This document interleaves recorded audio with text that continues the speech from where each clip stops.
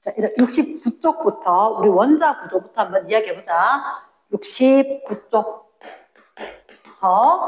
5일차 우리가 문제를 풀어보자면 첫 번째 일단 세 가지 원자 모형이 있대. 그치? 원자 모형이 있는데 원자 모형 우리는 몇 가지만 이야기할 거냐면 여기서 일단 톰슨이 이야기한 거. 뭐? 전자를 찾았다. 그 다음에 러더퍼드 양전하를 띠고 있고 중심에 핵이 있다. 그러면 톰슨은 전자를 찾았는데 전자는 음전하 띠고 있더라. 그런데 원자 자체는 중성이어야 될 거니까 그럼 공이 플러스면 되겠다. 이렇게 플러스 마이너스 전하가 똑같도록 중성이 되도록 해준다. 그런데 러더퍼드는 내가 전자는 직접 받는 거지만 플러스는 가상적으로 거기 있겠지 했는데 알고 보니까 중심이 아주 작고 크기는 매우 작다. 완두콩만 하고 원자는 축구공만 하다. 원자 핵 완두콩만 하고 축구공만 하다. 크기는 매우 작은데 질량은 거의 대부분을 차지하더라. 그러니까 여기 내부는 거의 빈 공간으로 되어 있고 그럼 전자는 옆에서 어디선가 돌고 있겠다. 그래서 임의의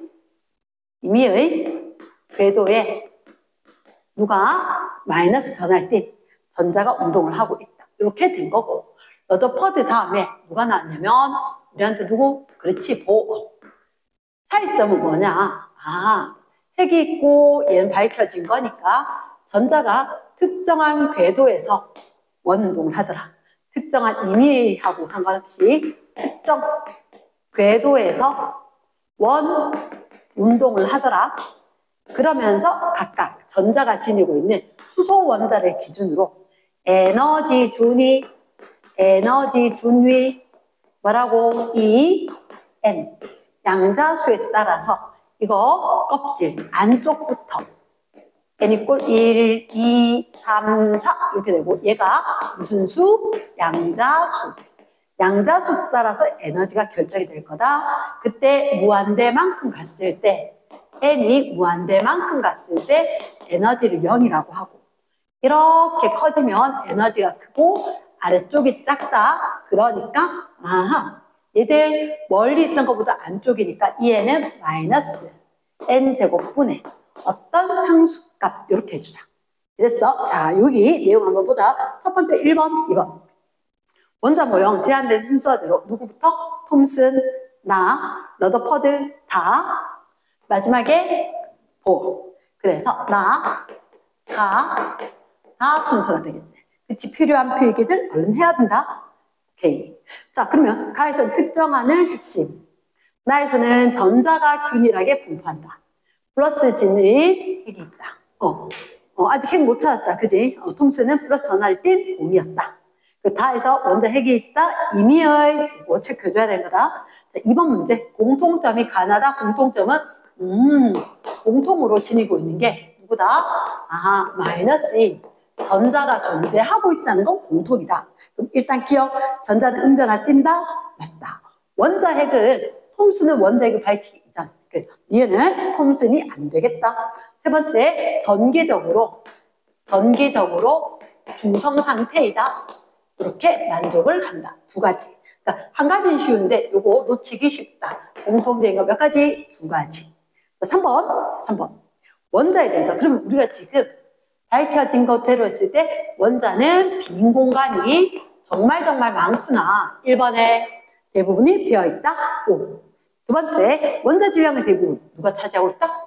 그렇지, 원자 핵이 질량의 대부분을 차지하고 있다. 그러면 얘네 원자 핵이라고 고쳐주고 세 번째, 알파 입자가 알파 입자가 누구더라? 세 번째, 알파 입자 그렇지, 체크해줍니다. 헬륨, 이가, 양이온 이게 알파 입자다. 그러면 얘가 플러스 전하기 때문에 원자에게 접근하면 알파 입자와 원자 핵 플러스 전하를 띠고 있다. 그럼 둘 사이에 무슨 역이 작용한가? 청력이 작용한다. 됐습니까? 자, 공간이 조금 있는데 거기다 한번 우리가 X 원소 기호라고 하면 이 위에 건 무슨 수? 질량수. 요 아래쪽에 쓰는 게 원자 번호 또는 원자 번호, 원자의 전하량 뭐 이렇게 될 건데 우리가 일반적으로 질량수를 어떻게 쓰느냐? A, 원자 번호를 Z 이렇게 쓰는 거야.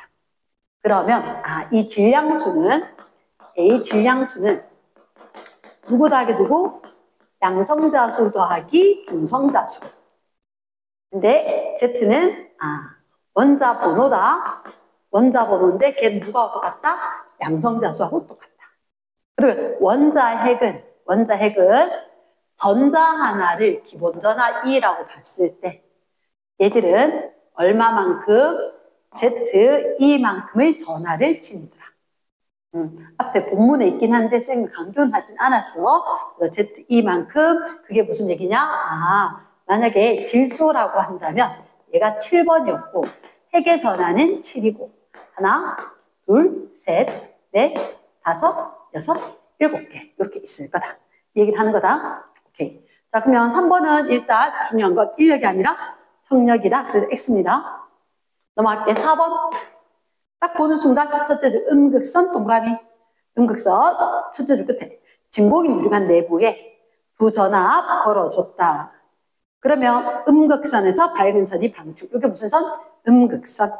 그러면 플러스 극으로 휘어졌다라는 얘기는 여기서 메인으로 유리관이 있었었고 그때 여기서 음극선이 가고 있다. 무슨 극에서? 마이너스 극과 플러스 극이 연결되어 있는데 그 사이에 작게 마이너스 극과 플러스 극이 더 연결하면 얘가 지나가다가 플러스 쪽으로 휘어질 수가 있다.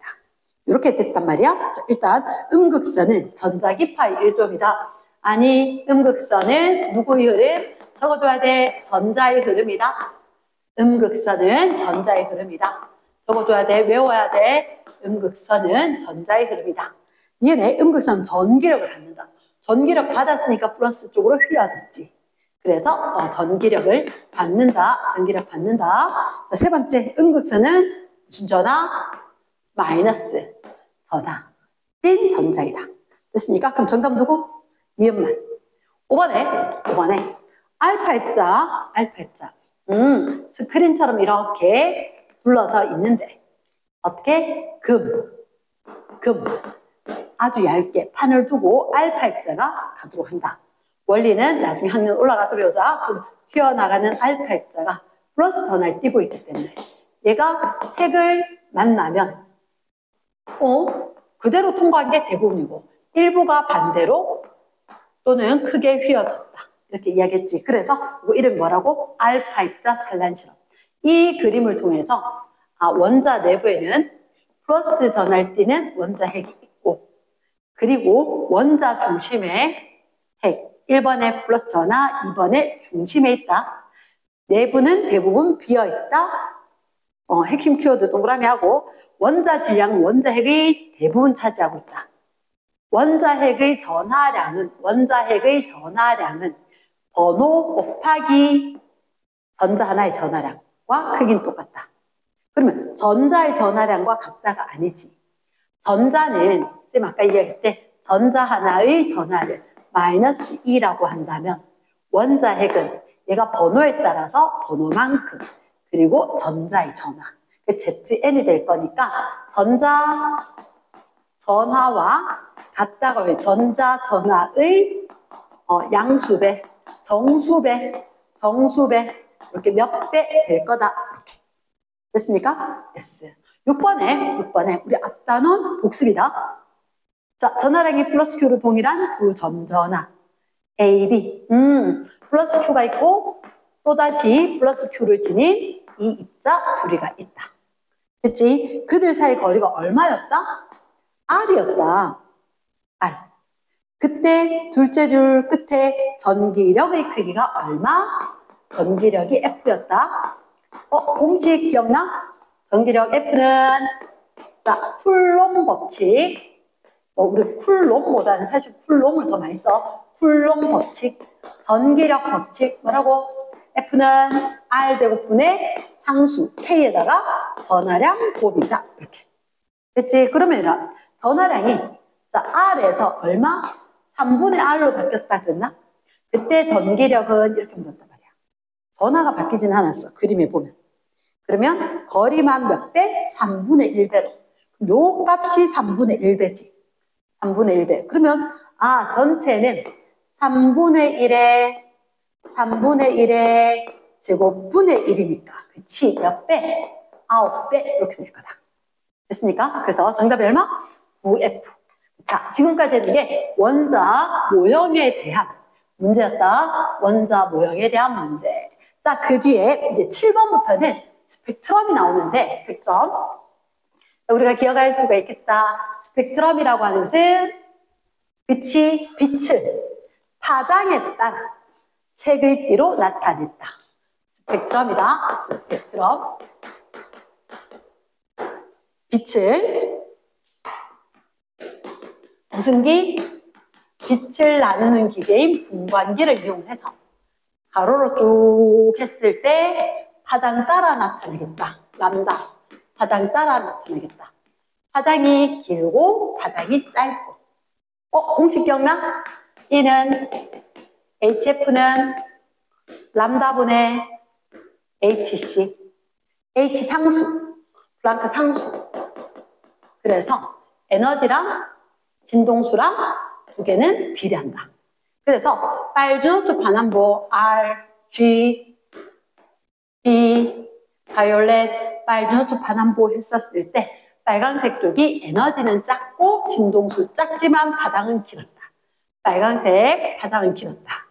그런데 파란색 쪽으로 가면 그 바깥쪽에 자외선이 있었지. 이 바깥쪽에 아주 강력한 에너지를 지니는 자외선이 있단 말이야. 에너지 진짜 크고 진동수 진짜 크고 파장은 짧은 거. 그 파란색은 파장이 짧은 거 꼬불꼬불꼬불 이렇게 된 거. 됐지? 자, 일단 우리가 본 거 스펙트럼이 몇 가지가 있다? 그래, 3가지. 연속 스펙트럼이냐, 방출 스펙트럼이냐, 흡수 스펙트럼이냐, 이렇게. 됐지? 그럼 연속 스펙트럼이 있고 흡수가 있고 방출이 있었다. 그럼 방출은 고온의 기체에서 밝은 선을 나타내게 하는 거. 흡수는 연속 스펙트럼에서 검은 선이 존재하는 게 흡수 스펙트럼. 연속은 별에서 그리고 고온의 전구에서 나타나는 연속적으로 빨간 주노트 반환보 전체 있는 거. 그러면 가가 연속 스펙트럼이고 나가 밝은 선인데 다는 흡수선. 이렇게. 그러면 방출선과 흡수선은 고온의 기체 또는 이 고온의 기체가 되기 전에 저온의 기체가 흡수해서 까만 선이거든. 얘는 원소의 종류에 따라서 선의 위치, 개수, 굵기, 색 이런 게 달라질 수가 있다. 그러면 지금 이 두 개 나다에서 선 위치가 똑같은 거야. 선 위치, 개수, 굵기, 색 완전히 똑같지? 두 개 같은 원소다. 같은 원소. 그까지 봐주기. 통합과학에서 나옵니다. 자, 8번 문제. 그럼 7번 문제는 정답 됐지? 자, 8번. 보어의 원자 모형이다. 보어의 원자 모형. 보어는 어떻게 이해하겠다? 원자 핵이 있었고 그 옆에 특정 궤도에서 전자가 원동을 하고 있고 그때 전자 사이를 이동을 한다. 뭐라고? 전이. 에너지가 큰 쪽으로 가려면 흡수를 해줘야 될 것 같다. 그러면 반대로 아래로 내려오면 에너지를 방출할 것 같다. 자, 일단 봅니다. 보어가 이야기했을 때 특정 궤도에서만 있다. 전자 에너지는 불연속적이다. 따라 적어보자. 전자의 에너지는 특정 궤도에 의해서 양자화되어 있다. 특정 값만 지닌다. 그래서 얘들이 어떻게 불연속적이다. 이런 표현을 쓴다. 특정 궤도에서 특정한 값만 지닌다. 불연속적이다. 기억에 1번에 O, 2번 양자수가 클수록 에너지 뭐였지? 수소 에너지 준위 N은 마이너스 N제곱분의 K. 바깥쪽으로 가면 에너지가 컸다. 마이너스 값이니까. 양자수가 클수록 에너지가 크다. 한번 볼까? 양자수 이거 1. 마이너스 1분의 K. 마이너스 4분의 K.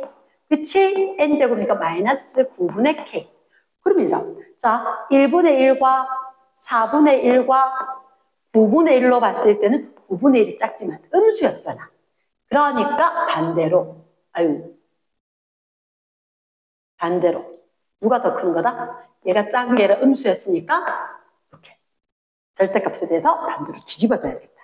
그럼 양자수가 클수록 1, 2, 3 되면 에너지가 크다. 이 얘기 먼저 기억하기. 자, 세 번째, 전자가 에너지 얻으면 궤도 사이에 불연속적이다. 궤도 사이엔 존재할 수 있다 없다? 없다. 특정 궤도에서 원운동을 한다.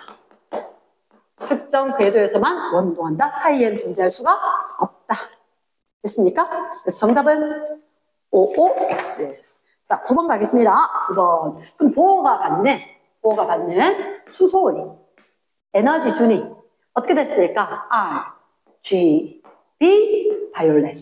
얘가 우리가 봤을 때 R, G, B, 바이올렛. 빨초파 보라. 이거 눈에 보이는 거네. 가시광선.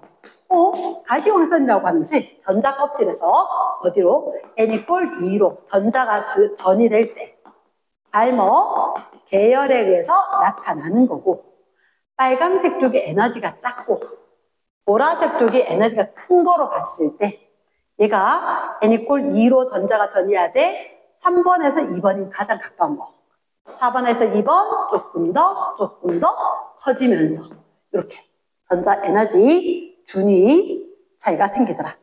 일단 1번, 빨간색에서 보라색으로 갈수록 진동수는 좀 더 큽니다.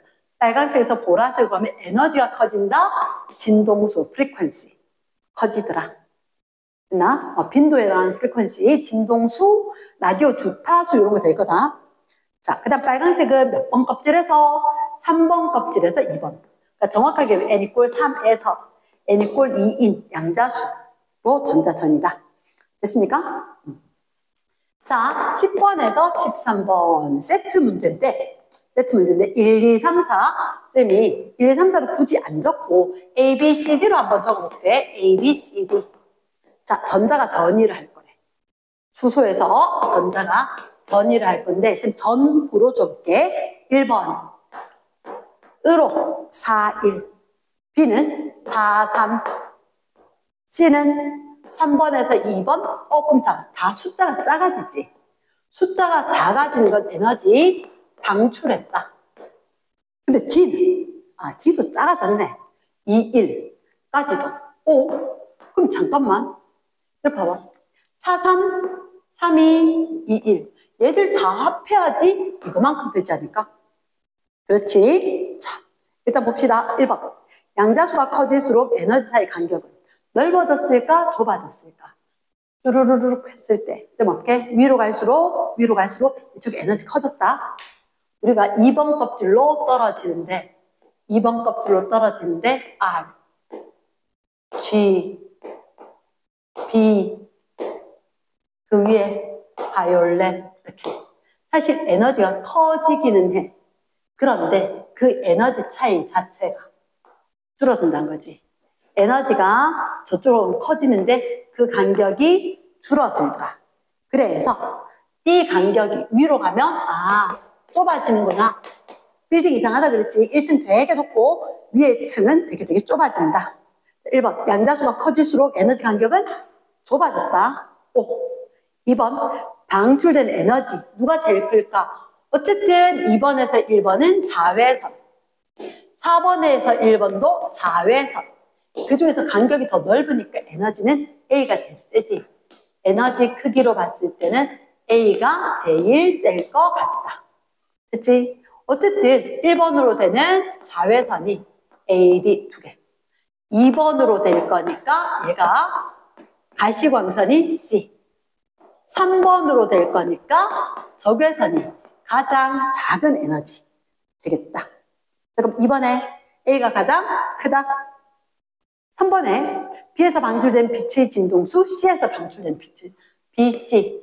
에너지는 어디 비례할 거다? 진동수에 비례할 거다. 그럼 결국은 B가 진동수와 가장 그쵸? 작다. 됐어? 자, CD 파장은 어때요? 라고 하면 잠깐만 E는 뭐라고? 비례한다? 진동수와 비례한다 어디? 파장분의 1. 그러면 CD를 묻는 CD.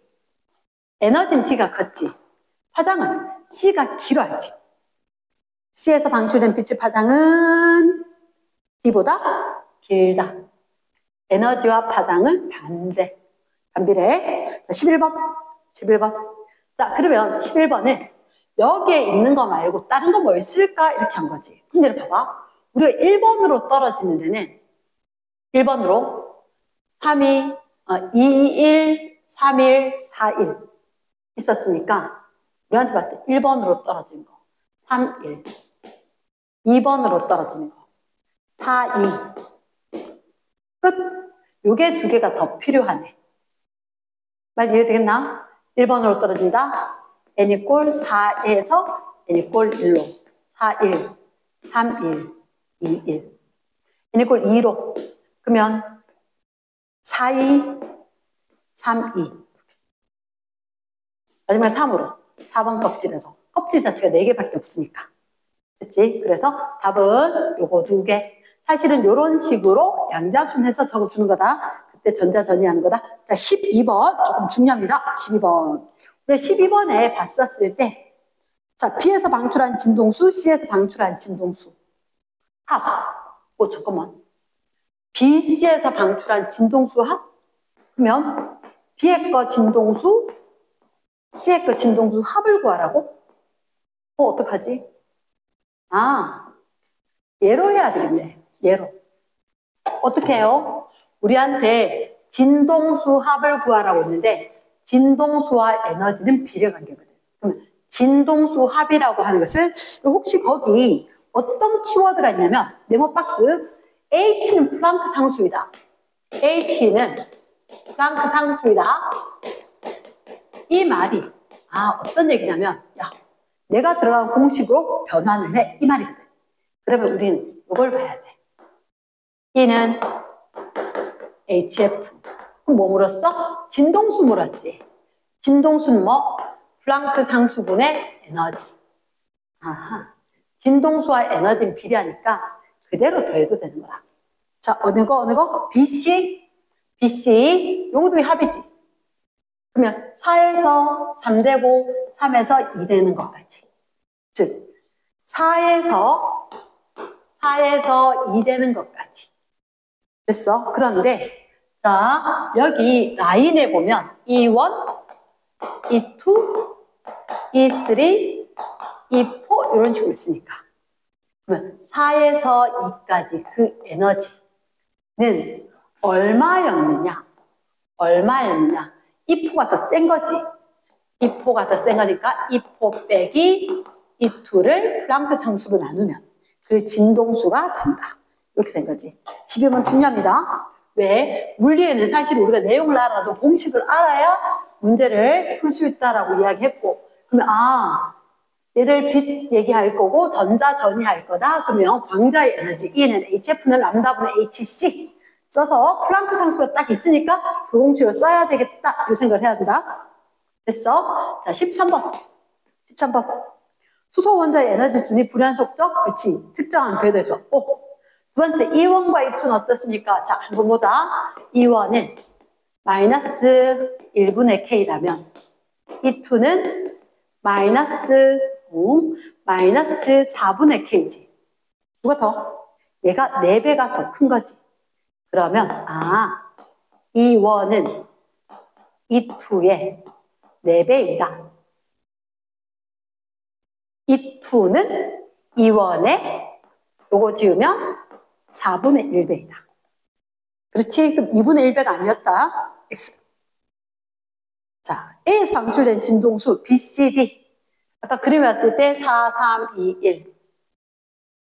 쭉 A. 여기서부터 B, C, D. B, C, D. 그러면 분명히 이 에너지 A에 해당한 에너지는 B에, C에, E에 해당하는 D에 해당하는 에너지 합이다. 그러니까 E 대신에 뭐 쓸 수 있어? HFA, HFB, HFC, HFD. 이렇게. 누굴 다 날려? 불확산수 다 날려. 그럼 남는 게 뭐? FA는 FB와 FC와 FD의 합이다. 아, 그러니까 얘 나머지들의 진공수합과 같다. 정확히 되겠나? 그렇지. 검증될 수 있어야 물리지. 됐습니까? 넘어갑니다. 14번. 14번 에너지띠다. 에너지띠. 첫 번째 에너지띠는 뭐였더라?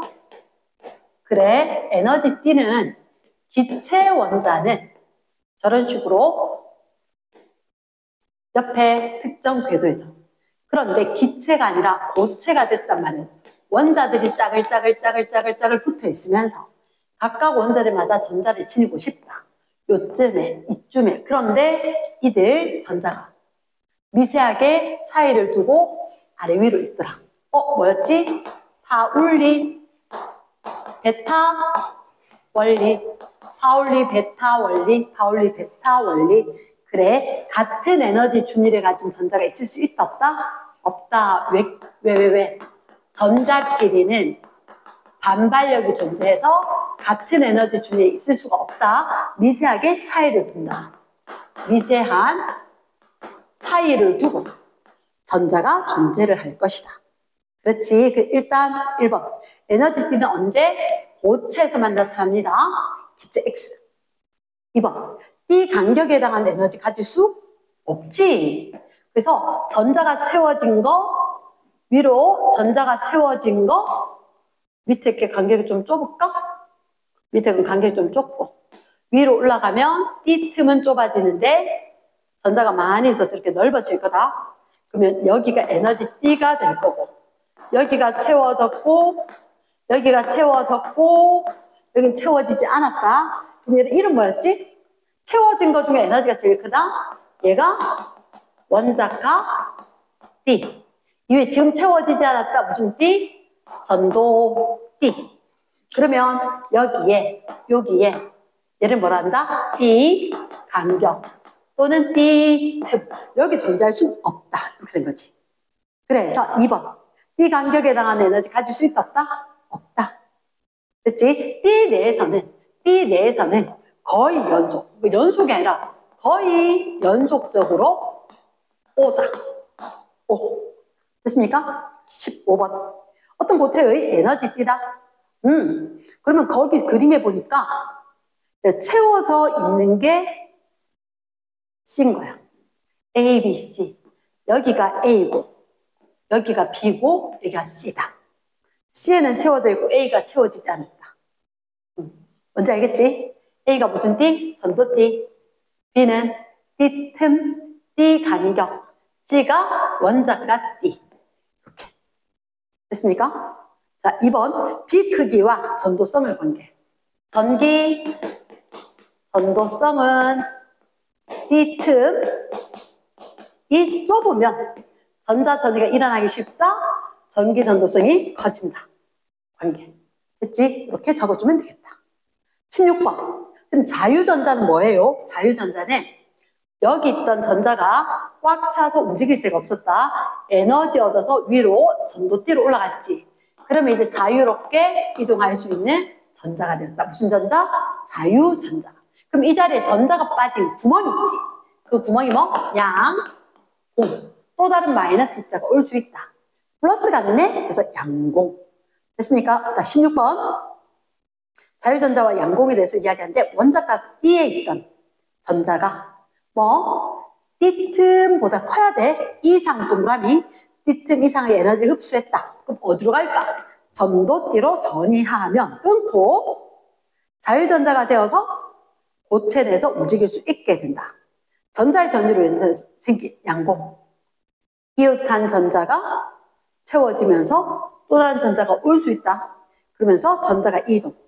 무슨 입자? 플러스 전하를 띤 입자처럼 얘기를 할 수가 있다. 됐지?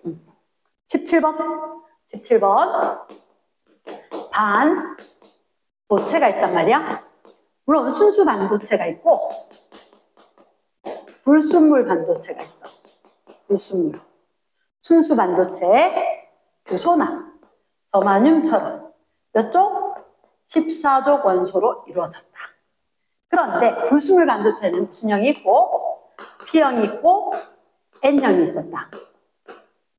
플러스 기능 한다. 13족 원소가 도핑이 되면 몇 쪽? 15족 원소가 도핑이 되면 13족이란 말은 전자가 모자라는 거잖아. 아, 양공이 전하 다르게 15족 전자가 많다. 전자가 전하 다르게 됐습니까? 자, 한번 볼까? 17번 실온에 있는 고유 반도체. 아, 순수 반도체. 이게 바로 고유 반도체. 실온에 있다. 얘들아, 0켈빈에서는 원자가 T까지만 채워졌어. 전도띠 없어. 그런데 실온이라는 것 자체가 0켈빈이 아니라 실온. 우리가 일반적으로 한 25도씨 이런 식으로 이야기하는 실온이다.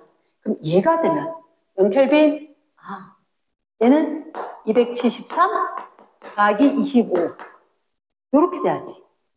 켈빈, 오, 거의 300이네.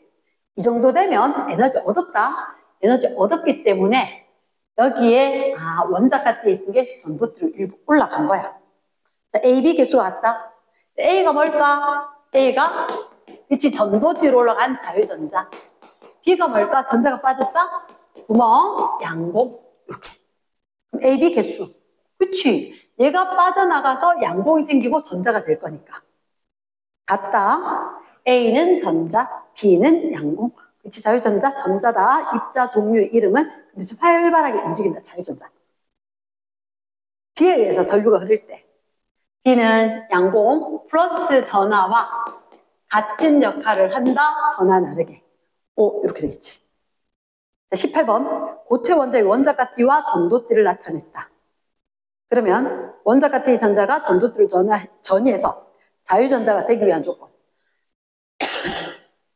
D틈 이상, D간격 이상의 에너지 흡수. D틈, 뭐가 중요하냐? 이상의 에너지를 흡수해야 된다. 이상이다. 그거 넘어야 된다.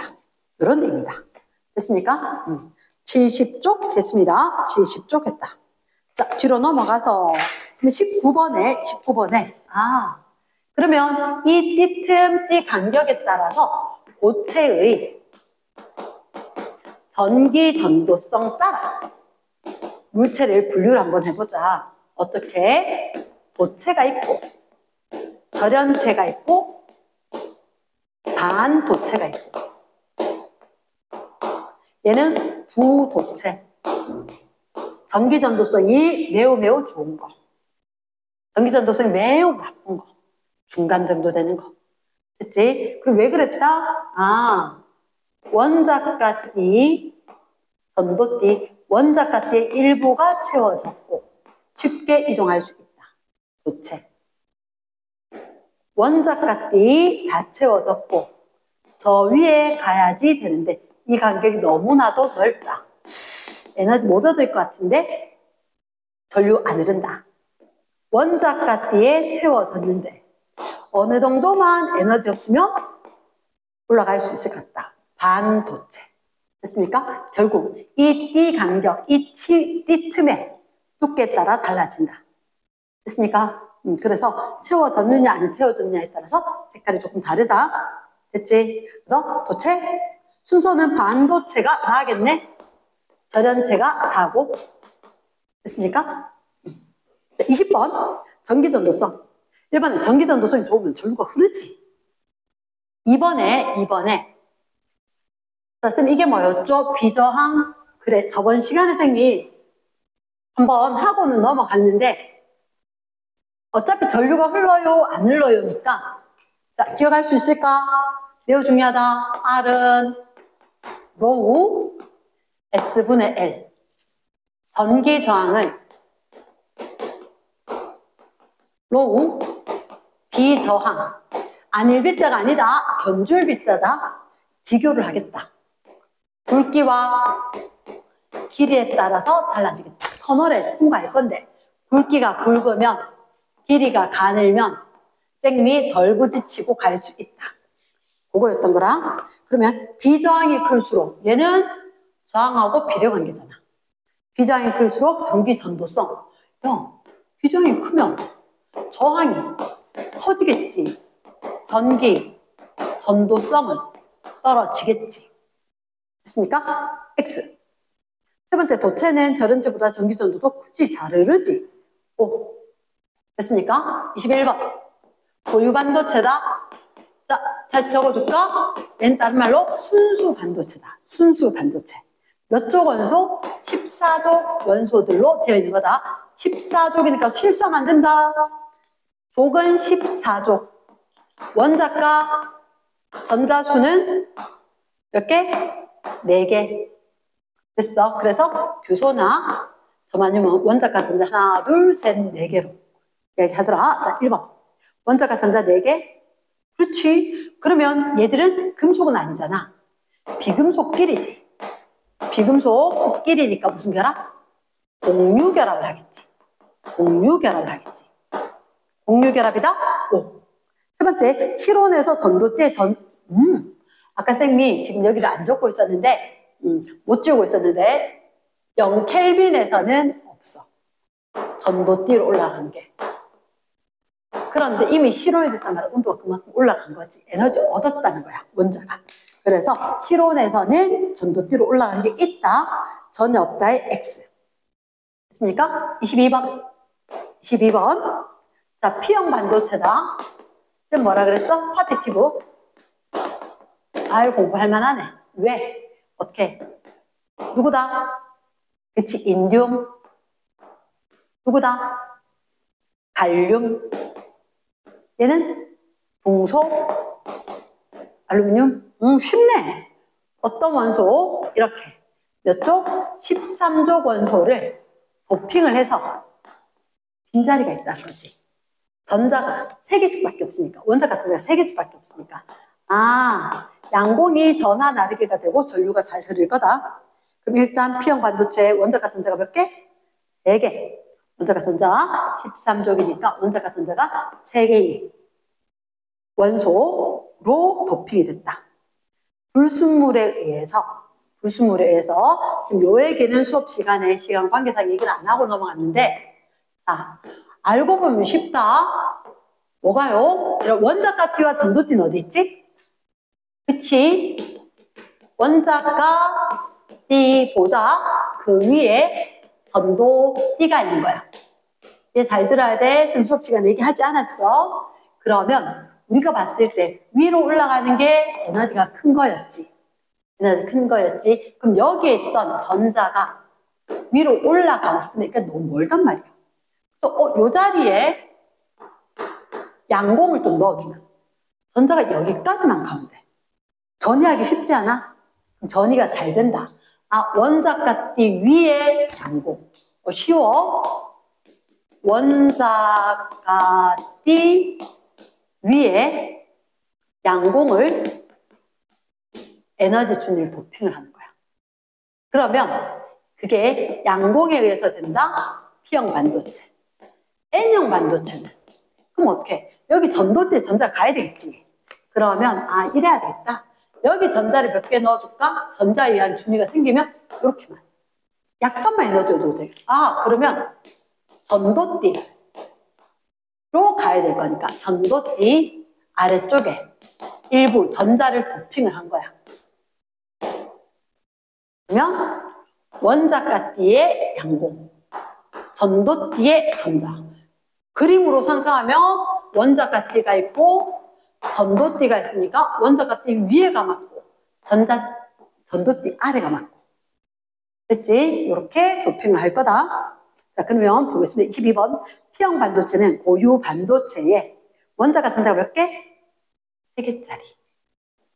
원자가 전자가 3개짜리. 걔를 도핑했는 거다.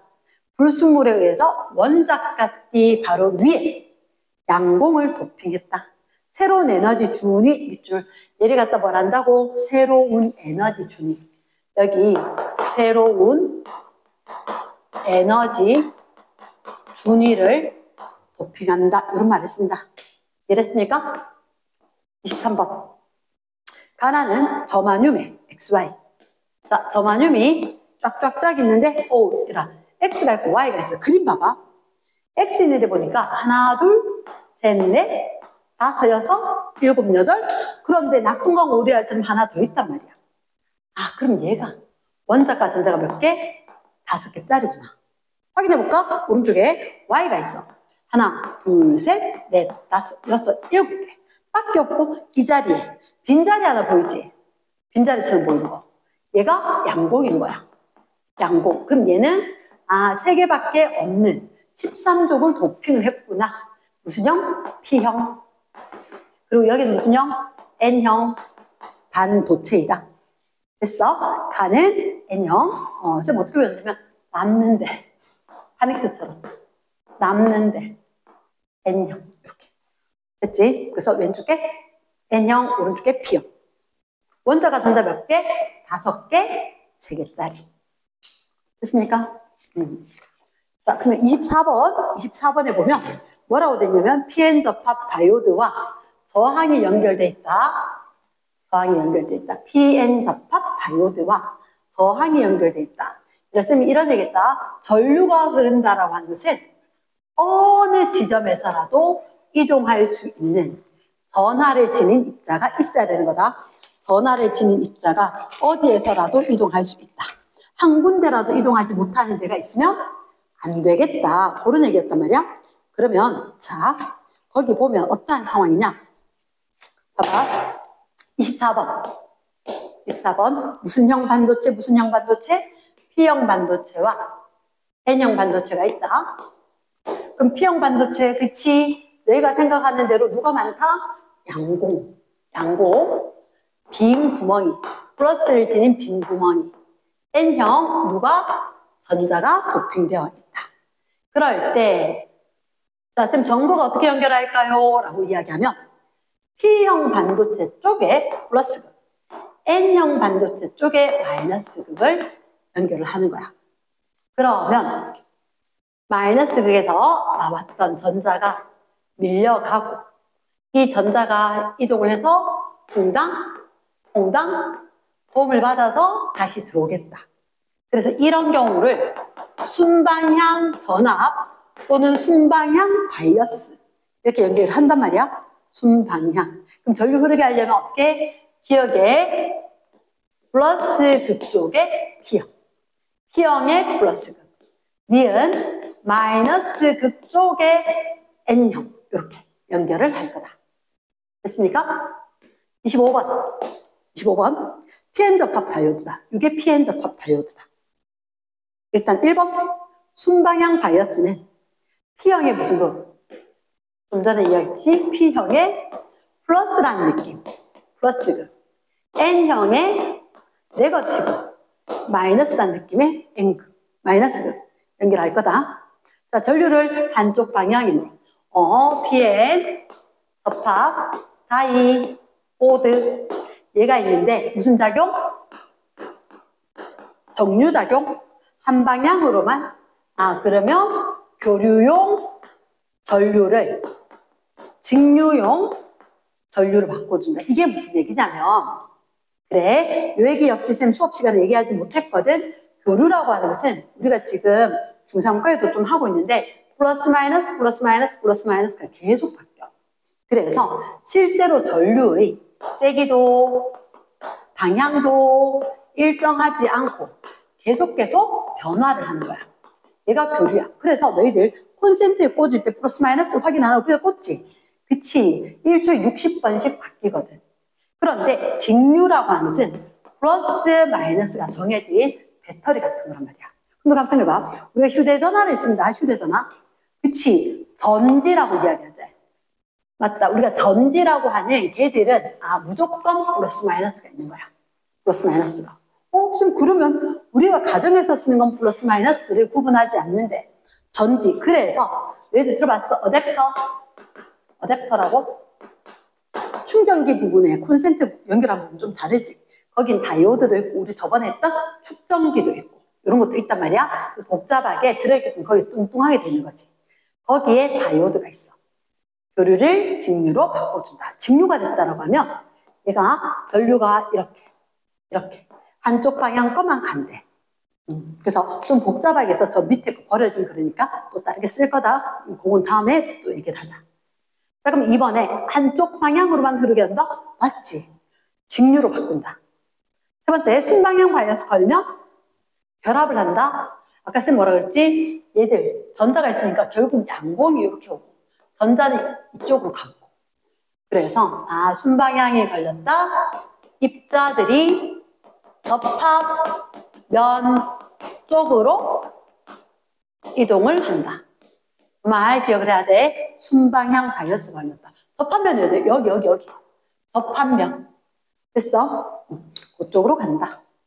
26번 볼게. 26번. 자, 다이오드하고 PN 접합 다이오드. 저번 시간에 우리 발광 다이오드, 광 다이오드 이렇게 이야기했다.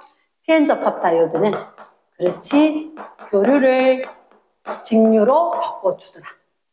발광, 빛이 나도록 한다. 그러면 전류가 흘러서 빛이 흐르더라. 전기 에너지를 빛 에너지로 전환. 그러면 이거 반대니까 빛. 물론 우리 리모컨에 보면 적외선 빛 에너지 전자기파. 얘 때문에 전류가 흐르게 된다. 스위치 온 했는 것처럼. 됐지? 그래서 일단 동그라미 기억. 전류가 흐르면 빛이 방출. 전류가 흘러서 빛이 방출, 발광. 이해네? 빛을 비추면 전류가 흐른다. 광. 세 번째, 접합 다이오드. 요런 걸 무슨 작용? 정류작용. 흐름을 가지런하게 정리한다. 됐습니까? 자, 지금 수업 시간에 설명하지 못했던 우리가 이제 순방향으로 연결을 하면 전류가 흐를 수 있다. 역방향으로 연결하면 흐를 수 없다. 얘들을 갖다가 쌤이 그 밑에 문제에서 설명을 할게. 27번. 자, 이런 형태가 시험 문제 난단 말이야. 그럼 X, Y가 있다. 그림에서 봤을 때 X가 있고 Y가 있고 그리고 여기에 저항. 쌤 이렇게 그리는 거 별로 안 좋아하는데 저항이 있다. 그리고 연결해서 회로에 자, 어느 쪽 할래? 이렇게 되는 거라. 나눠져서 마이너스 플러스 마이너스. 그래서 와서 스위치가 이쪽 어디 닿을까? 여기 닿을까? 이쪽으로 닿을까? 에 따라서 다르다는 거지. 자, 둘째 줄. 동일한 두 전지가 PN 접합 다이오드하고 저항을 연결하고 있다. 그때 Y는 규소에 붕소가 도핑됐다. 붕소가 몇 쪽 원소지? 그치? 붕소 외우는데 어렵지 않았지? 파지티브. 무슨 형? P형 반도체이다. 그럼 P형 반도체는 띠리리리리 어디로? 그치? 플러스 됐을 때 이렇게 돼야지 순방향이겠지. 그러면 스몰 a, B 중에서 A에 연결되었을 때 순방향으로 전류가 흐를 수 있겠구나. 됐지? 그러면 P형이었으니까 X는 당연히 무슨 형? 얘는 N형일 거다. 일반 정답. X는 N형 반도체. 그치? 답이 뭐라고? 1번에 N형 반도체. 이게 정답인 거라. 2번. 저항에 전류 흐르게 하려면 스위치는 어디다 연결할까? A에 연결해야지. A에. 왜? 얘가 Y가 무슨 형? P형 반도체이다. Y, P형 반도체는 전지의 플러스 극하고 연결을 했을 때 순방향으로 전압이 걸리고 전류가 흐를 수 있으니까. 됐습니까? 그래서 Y는 P형이었기 때문에 전지의 플러스 극에 연결할 때 순방향으로 전압이 걸리고 전류가 흐를 수가 있다. 이게 정답이겠지? 28번. 신기하게 생겼다. 신기하게 생겼는데, 자, 요거 역시 쌤이 기본각도 수업 시간에 설명하지 못했던 거. 이거 역시 기본각도 수업 시간에 설명하지 못했던 거. 자, 얘를 이렇게 기호가 있는 거야. 여기 까매야 돼. 까매야 돼.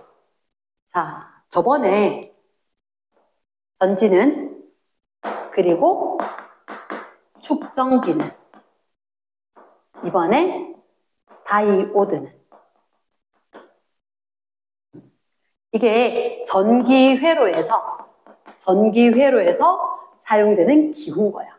그러면 다이오드는 되게 쉬워. 과학자들도 헷갈리는 거 별로 안 좋아하거든. 이렇게 전류가 흐를 거예요. 이렇게 전류가 흐를 거예요. 이렇게 되는 거야. 그러면 잠깐만, 쌤 조금만 더 연장해 볼까? 이렇게 전류가 흐를 거예요 라는 얘기는 여기가 플러스 마이너스가 돼야지 플러스 극에서 나와서 마이너스 극 쪽으로 전류가 흐를 수 있다지. 쉽지?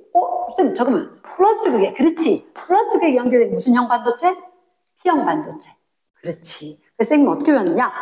아, P, N이구나. 이렇게 했어요. 이쪽이 무슨 형? P형, N형. 됐어. 그러면 화살표 나오면 이렇게 전류가 흐르구나 만 기억을 하자. 그리고 이런 전류는 항상 한 방향으로만 흐르거든. 여기서 플러스 극에서 이렇게 나왔다면 지나서 와서 완전히 단일 폐곡선은 탁 닫혀야지 전류가 흐를 수 있는 거라. 28번 조금 신기하게 생겨서 한번 보자. 배터리가 플러스 극이 있고 마이너스 극이 있다. 그때 여기 와서 A라는 전구가 있고, 그리고 내려와서 좀 복잡하게 생겼는데요. 자, 쌤 일단 이렇게 한번 기본적인 개형만 한번 그려볼게. 이렇게 돼 있지? 그리고 쌤이 다이오드 물론 이렇게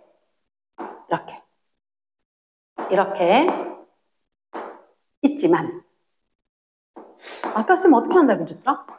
아, 전류는 화살표 방향으로 전류가 흐르는 것처럼 된다겠다. 그러면 우리는 미리 기억을 해야 돼. 전류는 플러스 극에서 출발해서 리리리리리 나가지. 어디로 갈까요? 그렇지. 이렇게 가야지. 여기 못 가. 이렇게 가야지. 그런데 여기에 전구 B가 있었네. 이렇게 지나가면 끝이 아니라 여기로 들어가야 돼. 분명히 전류 들어가야 돼. 이렇게 나왔으면. 그럼 여기 들어가려면 이렇게 해서 가야 되겠지? 그럼 여기서는 이렇게 와서 이쪽으로 갈 수가 있어, 없어? 그치, 안 되잖아. 화살표 방향이 이렇게 됐으니까.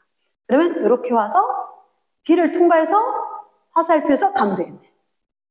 됐지? 그러니까 A, B가 전구라고 하면 누구도 A도 불이 켜지겠고 B도 불이 켜져야겠다. 됐어? 그럼 자, 다시 오른쪽 그림 볼게. 짧은 게 뭐라고? 마이너스 극, 긴 거 무슨 극? 플러스 극. 그리고 옆에 가서 C 전구가 있고. 지금 똑같은데요? 똑같아. 이렇게 D 전구가 있고 이렇게 연결돼 있다. 됐어? 이거 역시 마찬가지로. 그럼 이렇게 전류가 오지. 전류가 와서 어디로 갈까? 이쪽으로 갈 수 있겠네. 화살표. 그리고 분명히 여기로 들어가야 되지. 그러면 얘 지금 이렇게 연결됐잖아. 그럼 갈 수 있다 없다? 없겠지. 없으니까 얘는 D를 통과해서 이렇게 갈 수 있는 거 맞아? 갈 수 있지. 그리고 연결해서 갈 거니까. C도 D도 모두 다 불이 켜진다가 되겠네. 됐지? 그래서 A, B, C, D 모두 불이 켜진다. 이렇게 될 거야. 됐지? 자, 선생님이 제일 뒷페이지. 사실은 자성체는 설명을 하지 못했어. 그런데 오늘 문제풀이에서는 자성체를 미리 설명할게. 이 얘기는 선생님이 다음 시간에 수업을 하고 이제 내가 마지막으로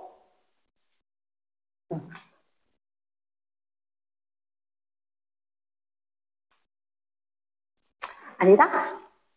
쌤 기획 변경. 자성체는 수업 시간에 하자. 끝. 수고했습니다.